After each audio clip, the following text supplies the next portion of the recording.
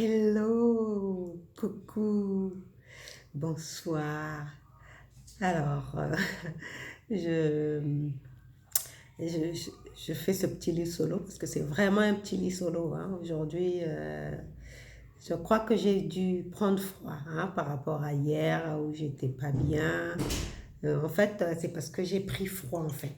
Enfin, d'ailleurs, je prends une petite boisson chaude là. C'est parce que j'ai pris froid, tout simplement. Et moi, ça m'arrive souvent quand on change de saison, quand on change de température, paf, ça, ça a un impact sur moi. C'est pour ça que je fais toujours très, très attention à, à mon entourage, hein, aux personnes que je me fréquente. Je parle beaucoup de personnes toxiques, bah, étant donné que je suis une vraie éponge à émotions.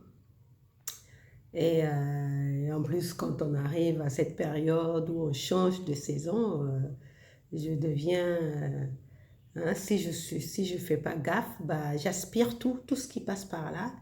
Et voilà, donc ça m'affaiblit un peu. Mais bon, aujourd'hui, je ne vais pas parler de ma santé, c'est juste pour faire un petit coucou, pour rappeler que je n'ai pas oublié le sujet dont je voulais parler, hein, c'est sur les quatre, quatre types d'amour que nous rencontrons souvent dans notre vie. Hein. Quatre types d'amour sur le plan qui ont un sens métaphysique. Hein. Un sens métaphysique pour notre apprentissage ici sur Terre, comme nous le savons tous. Hein. La plupart, pour ceux qui s'intéressent à la spiritualité, hein, on sait que nous sommes ici dans une école. Et dans une école, on apprend ses leçons. Et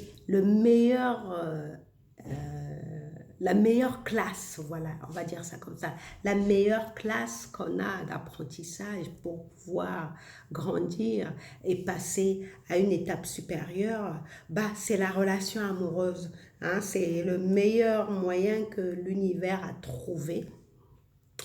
Le meilleur moyen que l'univers a trouvé pour nous faire grandir, c'est la relation amoureuse. C'est pour cela que c'est souvent dans la relation amoureuse qu'on va rencontrer des enseignants. Hein. Pour la plupart de nos relations, nous avons affaire à des enseignants. L'enseignant, qu'est-ce qui se passe? Donc, ça, c'est le premier type de relation. L'enseignant, qu'est-ce qui se passe? Selon le niveau de conscience de la société dans laquelle tu évolues, l'enseignant, soit il va prendre un bâton. Hein, moi, quand j'étais à l'école primaire, les enseignants, c'était au bâton qu'ils nous faisaient apprendre nos leçons. Bon, moi, j'avais trouvé l'astuce de toujours bosser mes leçons et de toujours cartonner. Hein. Et du coup, je n'étais jamais un Tom Sawyer, comme un Tom Sawyer qui se faisait taper tout le temps. Non. Donc, selon le niveau de conscience qu'on a, on va avoir un enseignant qui est sévère, ou un enseignant qui va venir nous apprendre les leçons dans la douceur. Donc, mais ce qui est certain, c'est que l'enseignant, lui, il veut que tu apprennes tes leçons. Donc, ce qui va faire que quand tu vas rater, il va recommencer à t'apprendre et il va encore plus serrer la vis. Enfin, être encore plus sévère parce qu'il considère qu'il t'a déjà appris la leçon. Et toi, si tu n'apprends pas tes leçons, si tu restes un cancre, hein, bah, comme Tom Sawyer, bah, tu reçois des bâtons. Et souvent, dans nos relations amoureuses, c'est ce qui se passe. Nous allons rencontrer un partenaire qui va nous faire souffrir. Et on ne va pas apprendre nos leçons, on va changer de partenaire, on va aller chercher, on va changer de partenaire et ça va être encore la même souffrance, on va changer de partenaire. Mais ce qu'on ne comprend pas, tous ces partenaires sont des enseignants. Et moins on va apprendre nos leçons, plus on va tomber sur des partenaires, sur des maîtres qui vont encore être plus sévères, c'est-à-dire des partenaires qui vont encore plus nous faire souffrir. Et c'est comme ça que des gens vont se dire, je n'ai pas de je n'ai pas de chance en amour. Je n'ai pas de chance en amour parce que je tombe toujours sur des hommes qui me font souffrir, ou bien je tombe toujours sur des femmes qui me font souffrir. Mais c'est tout simplement que ces personnes-là, ces relations-là, sont des relations d'enseignants. Hein. Ce sont des maîtres, voilà, des relations du type maître, maître à enseignant. Ça, c'est le premier type de relation qu'on rencontre partout. La plupart d'entre nous, nous avons affaire à des relations enseignants. Hein, hein, des relations d'enseignement, c'est-à-dire que le rapport qu'on a, c'est le rapport d'enseignant à élève, à élève. Mais ceci dit, l'enseignant, celui qui est enseignant, il n'est pas conscient d'être enseignant. Hein, c'est l'univers dans sa sagesse. Hein. Rappelle-toi encore, moi ça me fait sourire depuis que j'ai découvert cette expression-là, la ruse de la raison. La ruse de la raison dont on parle en philosophie, dans sa sagesse, l'univers, la vie, Dieu, appelle-le comme tu veux, dans sa sagesse, c'est lui qui t'envoie ses enseignants. Mais ces enseignants ne savent pas qu'ils viennent t'enseigner. Et toi, en tant qu'élève, tu sais pas non plus que c'est un enseignant, parce que la plupart d'entre nous, nous sommes inconscients. Nous sommes inconscients. Donc, la personne vient t'enseigner. Et en métaphysique, on dit, en spiritualité, on dit que nous sommes tous en même temps des enseignants et en même temps des apprenants, donc des étudiants. Hein, des apprenants plutôt. Le terme approprié, c'est souvent apprenant parce que étudiant, ça fait penser à des études supérieures. Non, apprenant, c'est-à-dire on est en apprentissage. Voilà, c'est exactement ça. Donc, la première relation, le premier type de relation, c'est la relation enseignement. Et c'est ce à quoi on assiste dans la plupart de nos relations parce que nous avons des leçons à apprendre. Et tant que nous n'apprenons pas ces leçons, nous allons reproduire les mêmes scénarios. À l'opposé, à la différence de l'école classique, où quand tu n'apprends pas tes leçons, quand par exemple tu conques comme Tom Sawyer, où tu décides d'abandonner l'école et d'aller pêcher le poisson, hein? Mais dans la vraie vie, il ne t'est pas permis d'abandonner l'école. Hein? Parce que chaque jour, déjà le fait de vivre dans cette vie, tu es dans une école. Tu es dans une école et tu as des classes. Tu as des classes et des cours. Et la plus grande classe, c'est la classe de la relation amoureuse. Et tu ne peux pas abandonner ta classe. Tu ne peux pas dire que j'abandonne les cours, j'abandonne les études, je fais autre chose. Non. La vie est là pour t'apprendre des leçons et elle usera de tous les moyens utiles et nécessaires pour que tu apprennes tes leçons afin de graduer, hein, afin de passer à la classe supérieure. Si pour cela, elle doit te crever un œil. Tu sais, il y a des femmes dans leur relation d'amour qui ont eu un œil crevé parce qu'elles ont eu affaire à un homme violent ou des hommes qui se sont retrouvés émasculés parce qu'ils ont eu affaire à des femmes d'une violence telle qu'elles ont voulu se venger dans les conflits. Donc, tu vois, la vie, elle va se servir de tous les moyens possibles et imaginables dans ta relation pour te réveiller, pour t'apprendre ta leçon. Donc, c'est à toi d'être vigilant. Et en ce moment, avec tout ce qui se passe sur le plan universel, les relations aussi sont en train de subir une grande épreuve. Ce n'est pas une solution, comme certains qui reproduisent des schémas à répétition.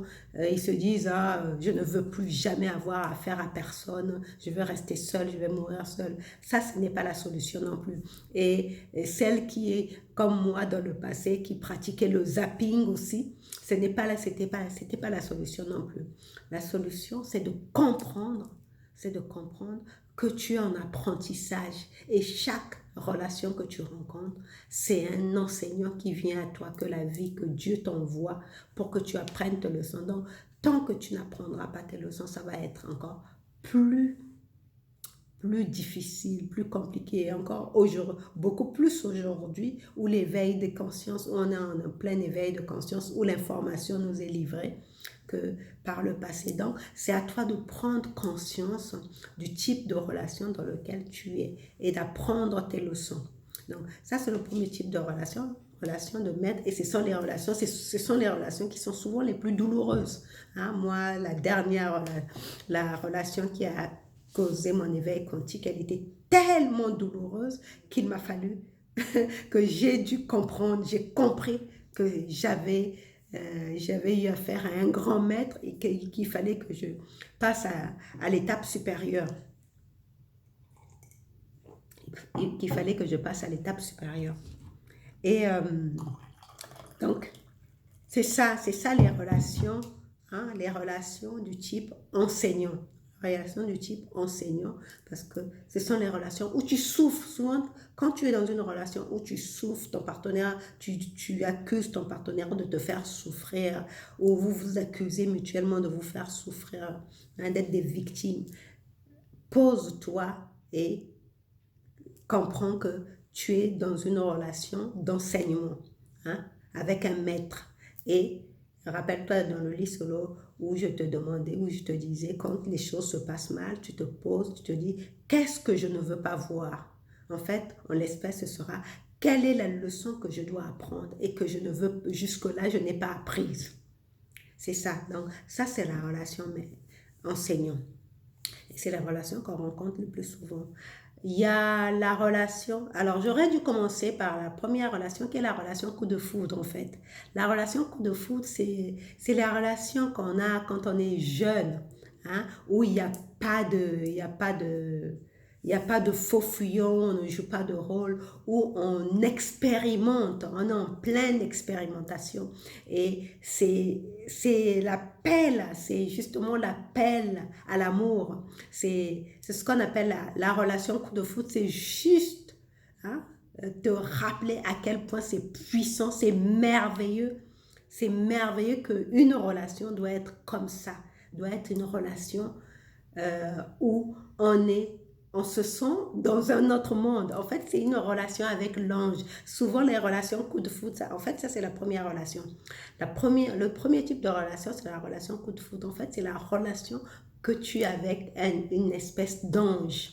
Hein, d'ange. C'est pour ça que ça ne dure jamais, parce que l'ange, il a une vibration tellement élevée qu'il n'est pas censé vivre avec toi en ce monde.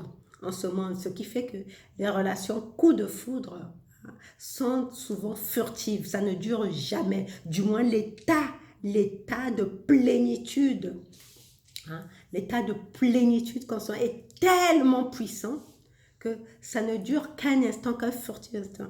Et ça, c'est très très rare. Ah, ça, c'est les relations les plus rares. Parce que souvent, en métaphysique, on dit que c'est une relation que tu as eue avec un ange qui est venu t'apprendre ce que c'est que vraiment l'amour parfait. Hein? Mais seulement, ça ne dure pas, étant donné le niveau de conscience de la Terre. Hein? Après, tu rentres dans l'enseignement. Donc, il y a la relation coup de foudre avec l'ange. Hein, qu'on y croit ou qu'on n'y croit pas, mais toujours est-il qu'on sait que les coups de foudre, c'est jamais fait pour durer, parce que c'est un ange, hein, c'est une relation avec un ange et qui n'est pas censée être une relation terrestre, c'est une relation divine, et c'est pour cela que ça ne dure pas. Hein. Ensuite, donc, le deuxième type de relation, c'est la relation enseignement. Avec le maître. Le troisième type de relation, et c'est ce à quoi on assiste aussi souvent, où on a compris, on a appris ses leçons, mais ça reste encore des relations un peu conflictuelles, mais où l'un peut avoir peut prendre conscience de ce qui se passe. C'est ce qu'on appelle les relations guérisons, hein, où chacun a bien conscience que la relation est là pour nous faire du bien, pour qu'on apprenne l'un de l'autre à grandir. Mais étant donné qu'il y a un certain déséquilibre, il n'y a pas très souvent le même niveau de conscience, même si les deux ont conscience de l'apprentissage que cette vie. Mais étant donné qu'il n'y a pas très souvent, ils ne sont pas souvent sur le même niveau de conscience, ce qui fait que il peut toujours subsister des conflits. C'est ce qu'on appelle la relation guérison.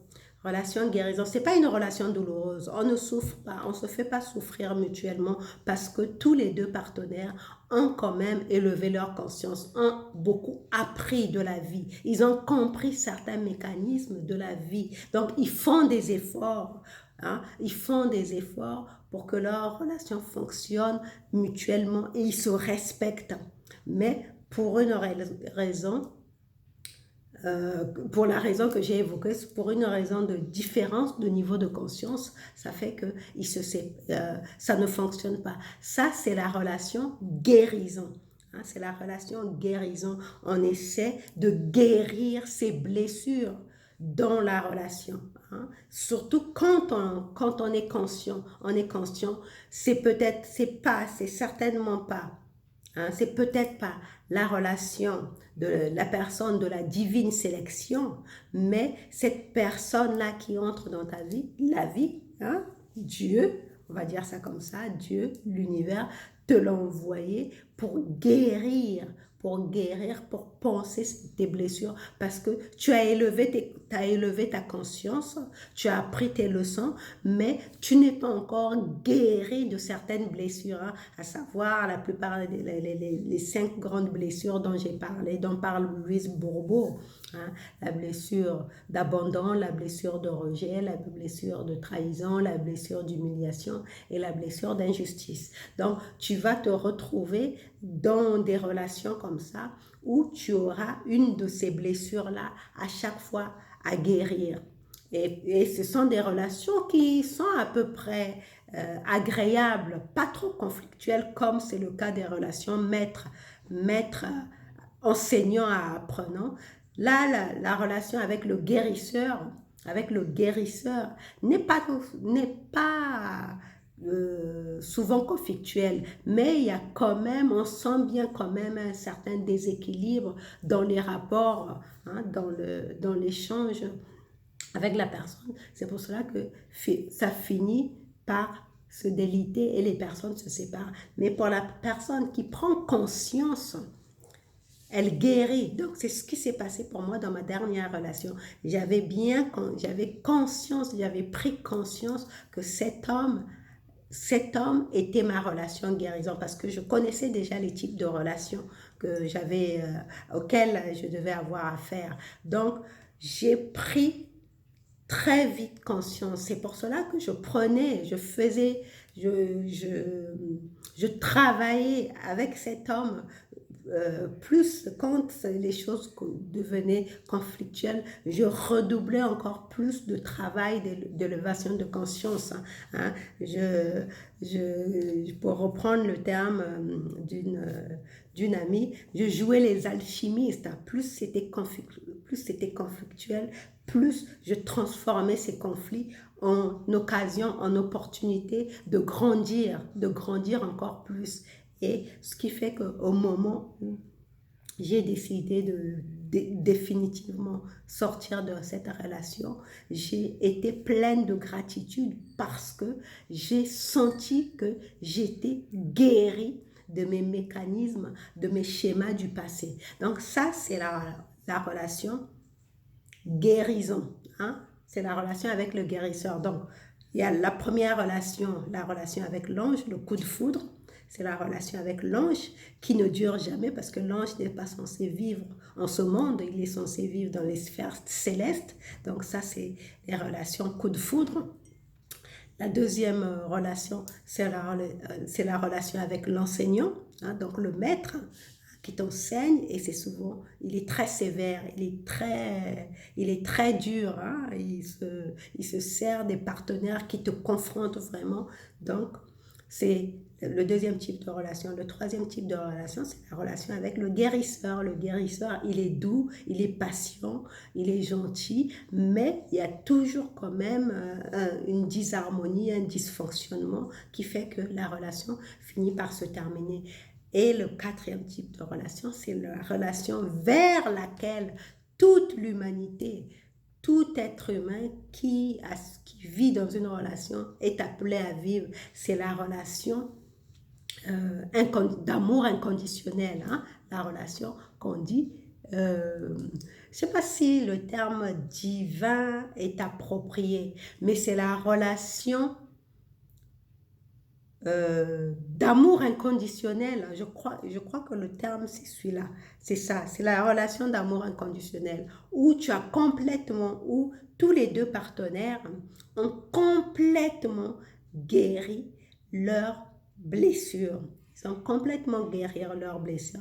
Ils entrent en relation en ayant pleine conscience, tous les deux, d'avoir le même niveau de conscience et de savoir ce qu'ils veulent faire ensemble et surtout en étant à des niveaux élevés de conscience parce qu'ils ont compris qu'ils sont là pour créer ensemble quelque chose de magnifique et non pas que pour eux, mais pour l'humanité. Dis-toi bien, étant donné que c'est une école, si les enseignants au niveau supérieur à l'université ont des super diplômes, sont excellents, ben, ils vont enseigner le reste. Ils vont devenir des grands enseignants pour les autres. Donc, ils sont là pour s'élever et montrer l'exemple, montrer la voie aux autres. Donc, ils ont bien conscience, dans ce quatrième type de relation inconditionnelle, les deux partenaires ont bien conscience de leur mission d'artisans de lumière, on va dire ça comme ça, d'artisans de lumière, de phare, d'exemples qu'ils ont à donner parce que ces grandes vibrations, quand ils élèvent leurs vibrations, quand chacun, parce que dans la relation inconditionnelle, dans l'amour inconditionnel, les deux partenaires ont bien élevé leurs vibrations et ils ont conscience des mécanismes qui se jouent. Bien sûr, ça ne reste pas parfait, puisqu'on est dans un monde qui n'est pas parfait, mais ils ont bien conscience de ce qu'ils doivent s'apporter mutuellement et aussi par cette relation qu'ils créent ensemble, ce qu'ils doivent apporter au monde. C'est la relation que vit depuis 22 ans mon professeur Bruce Lipton. Bruce Lipton, il appelle ça l'effet lune de miel. Il appelle ça l'effet lune de miel et scientifiquement, ça se démontre. C'est ce qu'on appelle les relations avec les gaz nobles. Les gaz nobles. Les gaz nobles, ce sont des gaz qui tourneront tout seuls, alors que les autres gaz, les autres atomes ont besoin de se lier ensemble, sont interdépendants pour créer une substance chimique, alors que les gaz nobles n'ont pas besoin de se lier, ils tourneront tout seuls. Et quand ils rencontrent un autre gaz noble, ça fait ce qu'on appelle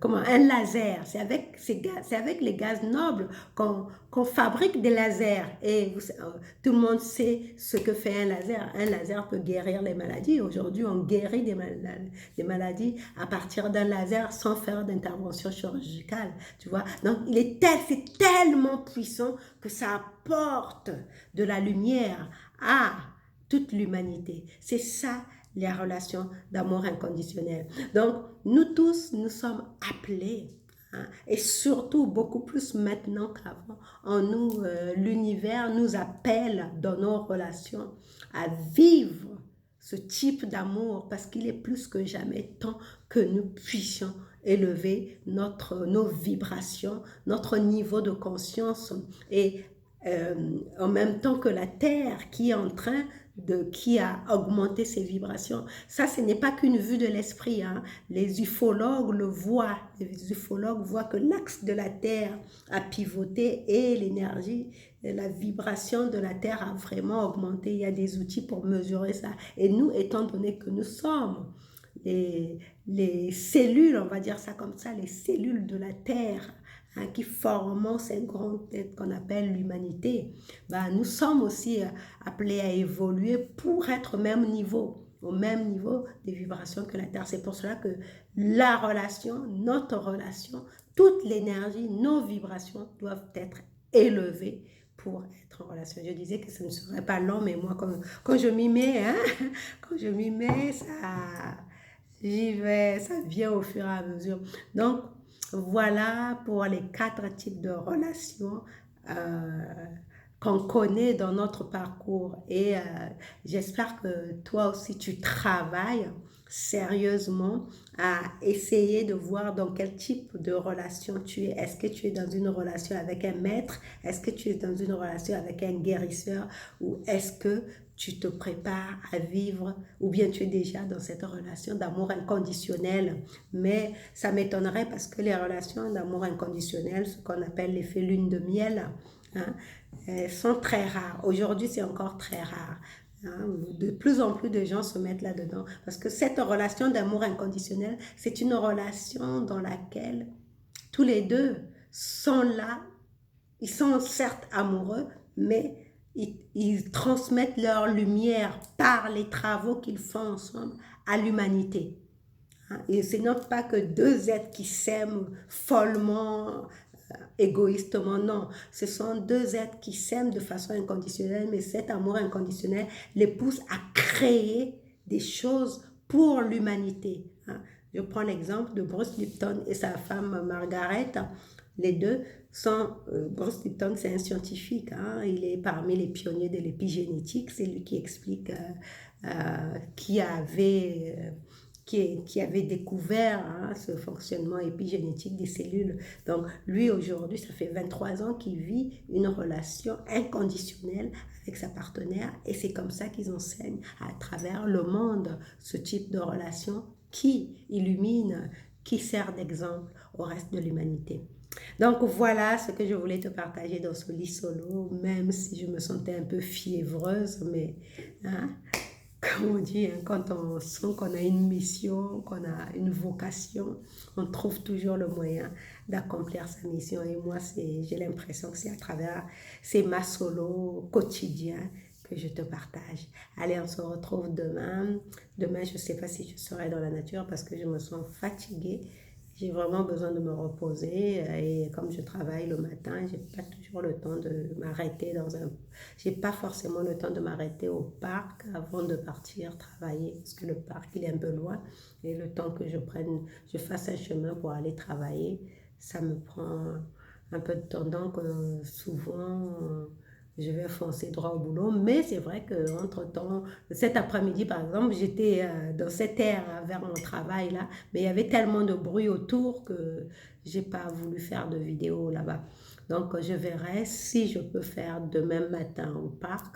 Je le ferai, sinon ce sera encore ici chez moi en rentrant le soir. Voilà, allez, bisous, bisous, ciao. Augmente tes vibrations et travaille à te créer une relation inconditionnelle, d'amour inconditionnel. Bisous, bisous, ciao.